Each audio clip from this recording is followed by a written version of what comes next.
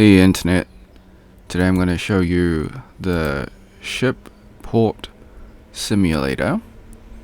So this is for synchronized and unsynchronized. So when we've got multi-processors or multi-threaded processors, a race condition occurs, and when a race condition occurs, your process may lock up, known as a deadlock. So first I will show you synchronize, so all the ships will dock safely. So let me just press space. Okay, so as you can see, we've got 20 ships. They will land on the island safely. So this is when you synchronize your portion of the code. And no, you shouldn't synchronize the entire portion of the code because that defeats the purpose. You should only synchronize the critical parts of the code. Okay.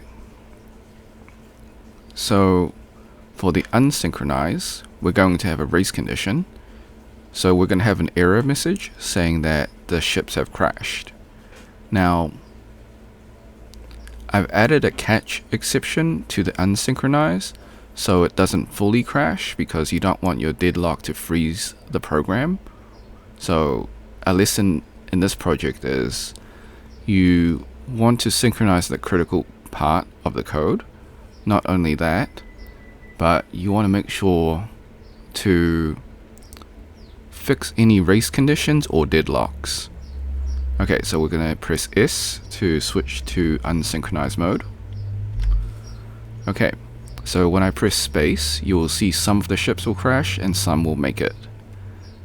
So the catch exception is to prevent the program from freezing and hanging. Alright. As you can see, some of the ships crashed and some ships have made it. Wow, 2, 3.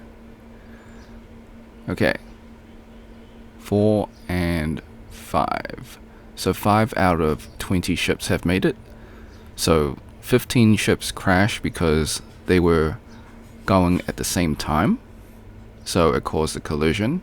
So there was a race condition and the ships crashed. Okay. Thanks for watching. Hope you had a great day.